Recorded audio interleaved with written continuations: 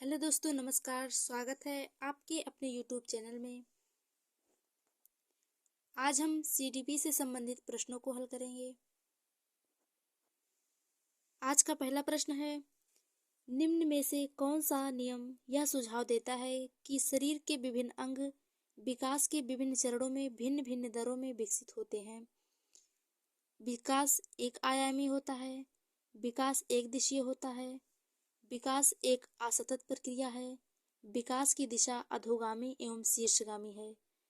तो इस क्वेश्चन का सही आंसर होगा ऑप्शन डी।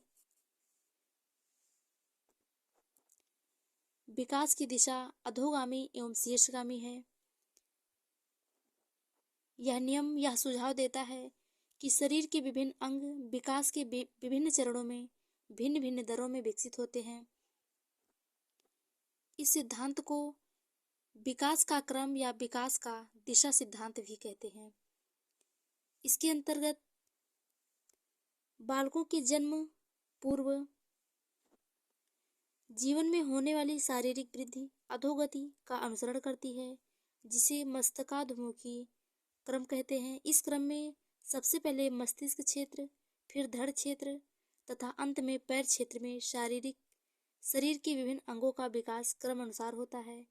इसी प्रकार से सामीप्यता की प्रवृत्ति के अनुसार पहले केंद्र में स्थित अंगों की रचना व नियंत्रण होता है, फिर केंद्र से दूर स्थित अंगों की रचना व नियंत्रण होता है।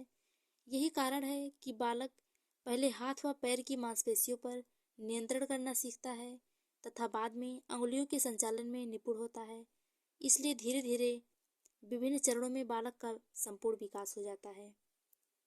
अगला प्रश्न है, निम्न में से कौन सा कथन सही है?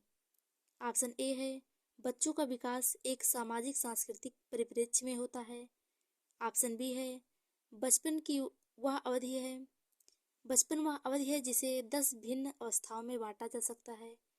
ऑप्शन सी है, बच्चों की सोच सामाजिक अंतःक्रिया से प्रभावित नहीं होती है। ऑप्शन डी है, बच्चों का विकास केवल आनुवंशिकता पर आधारित होता है। तो इस क्वेश्चन का सही आंसर होगा ऑप्शन ए, बच्चों का विकास एक सामाजिक सांस्कृतिक परिप्रेक्ष्य में होता है, क्योंकि सामाजिक सांस्कृतिक संदर्भ में वे तत्व आते हैं जो बालक के विकास को प्रभावित करते हैं।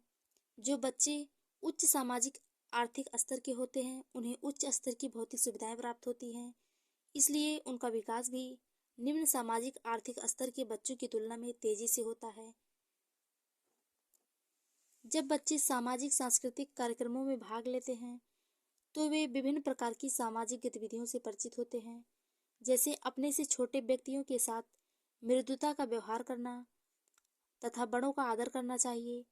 सामाजिक संदर्भ में पास पड़ोस बालक को समाज में रहकर जीवन तथा समय व्यतीत करना सिखाता है। धार्मिक संस्थाएं समाज में होने वाले विभिन्न धार्मिक कार्यक्रमों के प्रति बालक में रुचि पैदा करती है, जिससे वह गतिशील होकर उन कार्यों में अपना सहयोग दिखाता है। बालक का सांस्कृतिक प्रवेश भी बालक के विकास पर विशेष प्रभाव डालता है।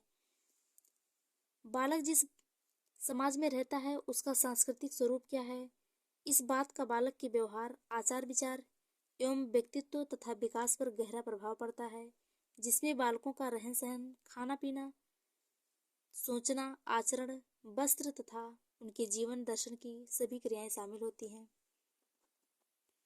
अगला प्रश्न है, आनुवांशिक विन्यास की पूर्व निर्धारित रूप से प्रकट होने की प्रक्रिया कहलाती है। ऑप्शन ए अनुकूलन, ऑप्शन बी अधिगम, ऑप्शन सी सामाजिकरण, ऑप्शन डी परिपक्वता। तो इस क्वेश्चन का सही आंसर होगा ऑप्शन डी परिपक्वता। आनुवांशिक विन्यास की पूर्व निर्धारित रूप से प्रकट होने की प्रक्रिया परिपक्वता कहलाती है।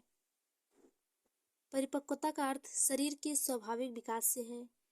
आयु और बुद्धि के साथ साथ बालक की अंग प्रत्यंग का विकास होता है और केवल शारीरिक विकास ही नहीं होता बल्कि मानसिक विकास भी होता है। परिपक्वता के क्रम में बालक का भ्रूण निर्माण से लेकर जन्म के पश्चात तक होने वाला विकास भी शामिल है। जन्म के पूर्व प्राणी के विकास पर अधिकांशतः परिपक्वता का ही प्रभाव पड़ता है। अभिवृद्धि एवं विकास का प्रत्येक क्रम एक प्रकार से परिपक्वता पर निर्भर करता है। जब बालक की मांसपेशियां और हड्डियां चल पाने की आवश्यकता के अनुसार परिपक्व हो जाती हैं, तो वह पैरों के बल चलने में समर्थ हो जाता है। इस प्रकार परिपक्वता अभिवृद्धि एवं विकास को गति प्रदान करती है। अगला प्रश्न है, समाजीकरण का प्राथमिक और समाजीकरण का द्वितीयक कारक है। परिवार, विद्यालय या मीडिया परिवार, या विद्यालय मीडिया, या मीडिया और पास पड़ोस। तो इस क्वेश्चन का सही आंसर होगा ऑप्शन ए, परिवार समाजीकरण का प्राथमिक कारण और विद्यालय समाजीकरण का द्वितीयक कारक है। समाजीकरण एक ऐसी प्रक्रिया है जो नवजात शिशु को सामाजिक प्राणी बनाती है। समाजीकरण से न केवल मानव जीवन का प्रभाव अखंड तथा सतत रहता है, बल्कि मानवोचित गुणों का विकास होता है और व्यक्ति सुसभ्य व सुसंस्कृत भी बनता है। परिवार को बालक के समाजीकरण का प्राथमिक कारक माना जाता है, क्योंकि बालक परिवार में माता पिता भाई बहनों के साथ रहकर प्रेम, सहानुभूति, सहनशीलता तथा सहयोग आदि अनेक सामाजिक गुणों को सीखता है। परिवार में रहते रहते बालक का प्रत्यक्ष तथा अप्रत्यक्ष रूप से अपने परिवार के आदर्शों, मूल्यों, रीति रिवाजों को भी धीरे धीरे सीख जाता है, जबकि विद्यालय का स्थान परिवार तथा पास पड़ोस के बाद आता है, जहाँ पर वह प्रत्यक्ष शिक्षा द्वारा सामाजिक नियमों, आदर्शों का ज्ञान प्राप्त करता है। अतः विद्यालय सामाजिकरण का द्वितीयक कारण है। सबसे पहले बच्चा अपने परिवार से सीखता है, फिर पास पड़ोस, समाज, इसके बाद विद्यालय से सीखता है। इस प्रकार परिवार समाजीकरण का प्राथमिक कारक और विद्यालय समाजीकरण का द्वितीयक कारक है। अगला प्रश्न है, लॉरेंस कोहलबर्ग के अनुसार 7-8 वर्षीय बच्चों में नैतिक निर्णय लेने का आधार क्या है? ऑप्शन ए, सामाजिक व्यवस्था बनाए रखना, ऑप्शन बी, सामाजिक अनुबंध बनाए रखना, ऑप्शन सी, दंड और आज्ञा पालन, ऑप्शन डी, सार्वभौमिक नैतिक सिद्धांत। तो इस क्वेश्चन का सही आंसर होगा ऑप्शन सी, दंड और आज्ञा पालन। लॉरेंस कोहलबर्ग के अनुसार 7-8 वर्षीय बच्चों में नैतिक निर्णय लेने का आधार होता है।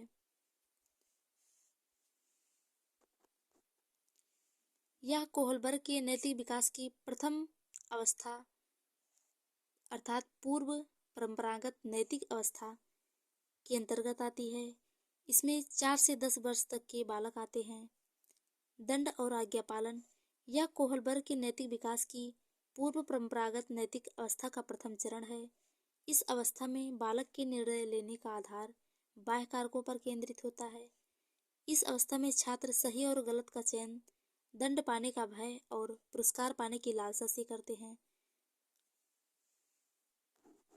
अगला प्रश्न है, जीन पियाजे के सिद्धांत में क्रमबद्धता किस संदर्भ में प्रयोग हुआ है?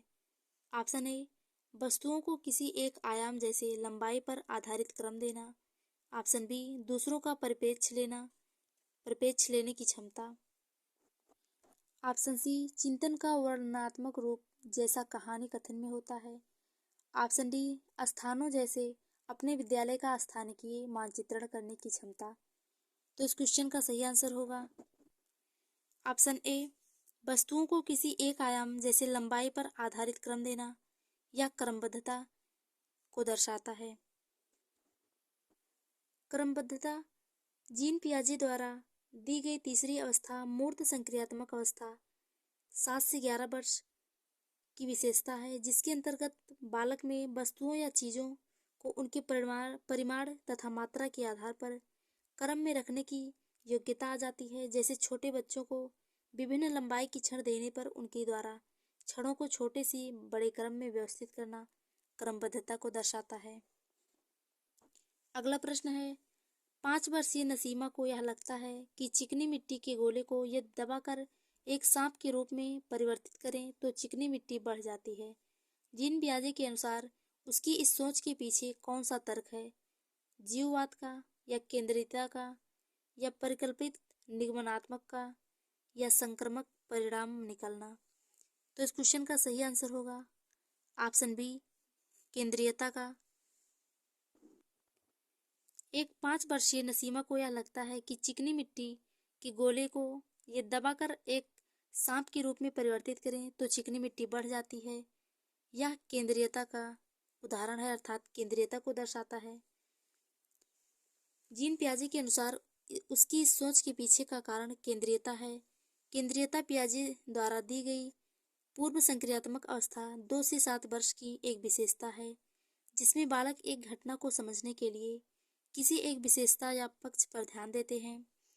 इसमें बालकों को लंबाई चौड़ाई का ज्ञान तो हो जाता है, पर वे मात्रा परिमाण के आधार पर वर्गीकरण नहीं कर पाते हैं। जैसे एक बच्चा बड़े गिलास में जूस पीने की जिद करता है और जूस पीते समय वह एक छोटे चौड़े गिलास की तुलना में एक लंबे व पतले गिलास को वरीयता देता है, जबकि दोनों ही गिलास में समान मात्रा में जूस रहता है। ठीक उसी प्रकार बच्चा आकृति देखकर यह सोचता है कि सांप के रूप में चिकनी मिट्टी बढ़ जाती है, जबकि गोला दोनों अवस्थाओं में समान रहता है। यह केंद्रीयता को दर्शाता है।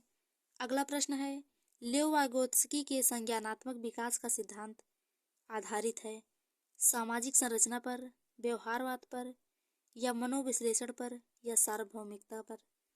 तो इस क्वेश्चन का सही आंसर होगा ऑप्शन ए, सामाजिक संरचना पर।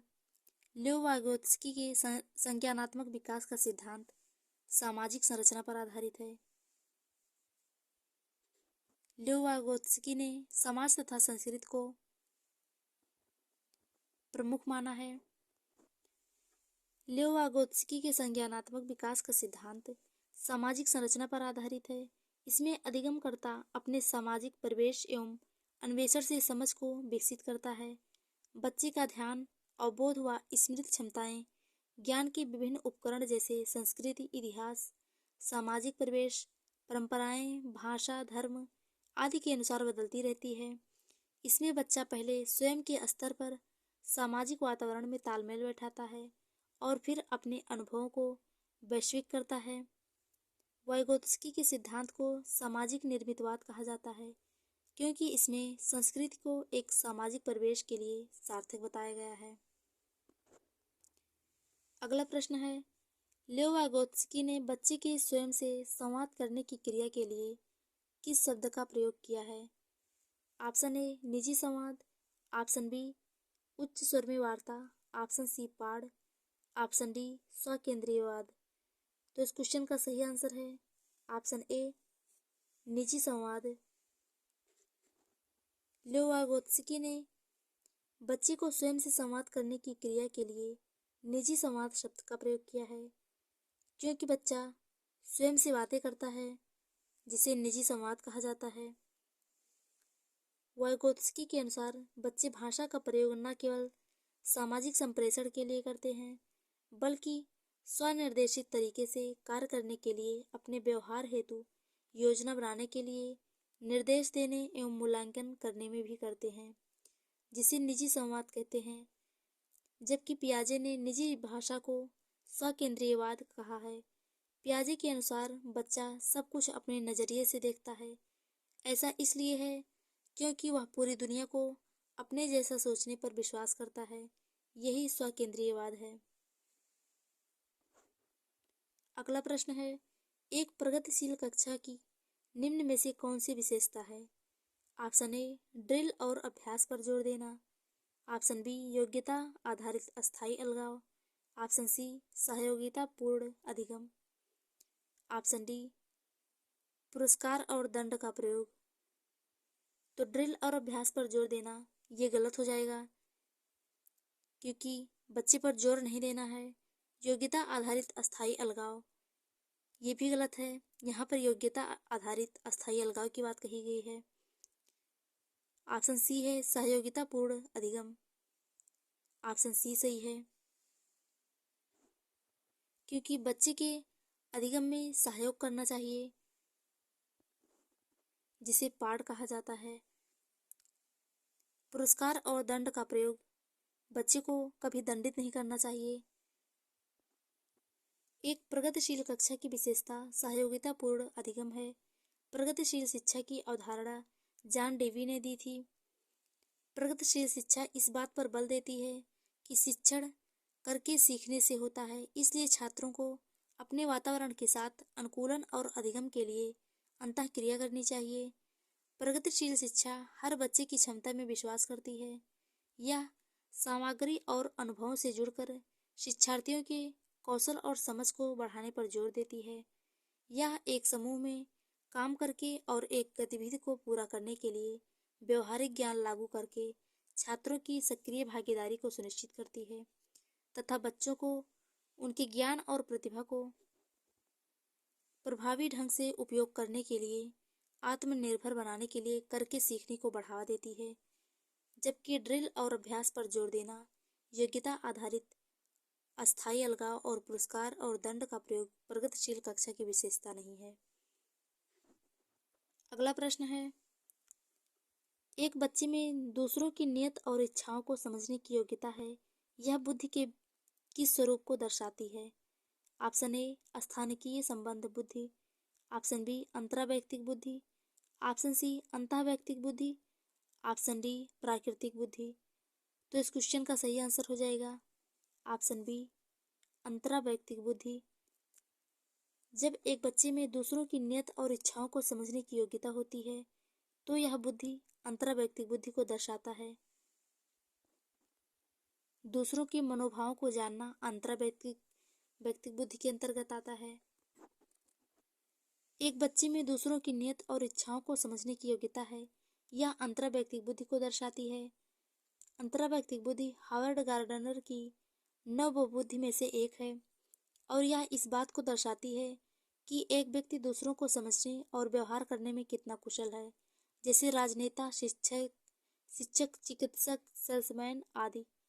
जबकि अंतःवैयक्तिक बुद्धि में वे व्यक्ति आते हैं जो अपनी भावनात्मक स्थिति, प्रेरणाओं से अवगत होने में अच्छे होते हैं। ये दूसरे के साथ संबंधों की खोज करते हैं, दिवा स्वप्न में लीन होते हैं और कल्पनाओं में व्यक्तिगत ताकत का आकलन करते हैं, जैसे कवि। अगला प्रश्न है, राष्ट्रीय शिक्षा नीति 2020 में निम्न में से कौन सा कथन सही है? अपनी मातृभाषा में शिक्षित होना शैक्षिक और प्रौद्योगिक उन्नति में बाधक है। विद्यालय में बच्चों को अंग्रेजी भाषा की प्रथम भाषा के रूप में सीखने और बोलने के लिए प्रोत्साहित करना चाहिए। ऑप्शन सी बाल विद्यार्थियों के लिए बहुभाषी होने के उच्च संज्ञानात्मक लाभ हैं। ऑप्शन डी द्विभाषी उपागम विद्यार्थियों में उलझन पैदा करता है और सीखने में बाधा डालता है। तो इस क्वेश्चन का सही आंसर होगा ऑप्शन सी राष्ट्रीय शिक्षा नीति 2020 के अनुसार बाल विद्यार्थियों के लिए बहुभाषी होने के उच्च संज्ञानात्मक लाभ हैं। राष्ट्रीय शिक्षा नीति 2020 में बाल विद्यार्थियों के लिए बहुभाषी होने के उच्च संज्ञानात्मक लाभ हैं। जैसा कि शोध से स्पष्ट रूप से पता चलता है कि बच्चे 2 से 8 साल की उम्र के बीच बहुत तेजी से भाषाएं सीखते हैं तथा उसमें अनुकरण करने की क्षमता अधिक होती है। बच्चों को शुरुआती दिनों में लेकिन मातृभाषा पर विशेष जोर देने के साथ भाषाओं से अवगत कराना चाहिए। एनसीएफ 2005 के अनुसार बहुभाषीयता को एक संसाधन मानती है जिसमें बच्चा बहुत सी भाषाओं का ज्ञान अपने सहपाठियों से सीख सकता है। बच्चों को उसकी मातृभाषा में शिक्षा देनी चाहिए तथा बच्चे के लिए किसी विशेष भाषा पर जोर नहीं देना चाहिए। कक्षा में बहुभाषा एक संसाधन है जिसमें बच्चा बहुत सी भाषाओं का ज्ञान अपने सहपाठियों से सीख सकता है। अगला प्रश्न है, जेंडर भूमिकाएं हैं अधिग्रहित व्यवहार, जन्मजात व्यवहार, जैविक संरचनाएं या आनुवंशिक निर्धारित। तो इस क्वेश्चन का सही आंसर होगा ऑप्शन ए जेंडर भूमिकाएं हैं अधिग्रहित व्यवहार, अर्थात जेंडर भूमिकाएं अधिग्रहित व्यवहार हैं। जेंडर भूमिकाएं अधिग्रहित व्यवहार हैं जो समाज को सांस्कृतिक मानदंडों और परंपराओं के अनुसार एक पुरुष, महिला, लड़के या लड़की के लिए उपयुक्त कार्य प्रदान करती है। ये भूमिकाएं लड़कियों को घरेलू कार्य जैसे खाना बनाना, माँ के साथ घर में रहकर सिलाई कढ़ाई करने के कार्य के लिए प्रेरित करती है तथा लड़कों को वर्चस्व प्रदान करती है। ये भूमिकाएं नारी शिक्षा का भी विरोध करती हैं। ये समाज द्वारा दिए गए उस व्यवहार के अंतर्गत आती हैं जिसमें बालिकाओं का जीवन लैंगिक मतभेद के कारण दुर्गम हो जाता है। अतः जेंडर भूमिकाएं अधिग्रहित व्यवहार हैं। अगला प्रश्न है, सतत एवं समग्र मूल्यांकन का प्राथमिक उद्देश्य है। ऑप्शन ए, छात्रों के प्रदर्शन की एक दूसरे से तुलना करना। ऑप्शन बी, छात्रों की समझ को आंकना और पाठ्यक्रम तथा शिक्षा शास्त्र के अनुसार इसे रूपांतरित करना। ऑप्शन सी, छात्रों का उनके प्रदर्शन के अनुसार वर्गीकरण करना। ऑप्शन डी, छात्रों को किसी विषय में सफल और विफल घोषित करना। तो इस क्वेश्चन का सही आंसर होगा ऑप्शन बी, छात्रों की समझ को आंकना और पाठ्यक्रम तथा शिक्षा शास्त्र को इसके अनुसार रूपांतरित करना सतत एवं समग्र मूल्यांकन का प्राथमिक उद्देश्य है। इसके अनुसार छात्रों को किसी विषय में सफल और विफल घोषित करना, छात्रों के प्रदर्शन की एक दूसरे से तुलना करना तथा छात्रों का उनके प्रदर्शन के अनुसार वर्गीकरण करना सतत एवं समग्र मूल्यांकन का प्राथमिक उद्देश्य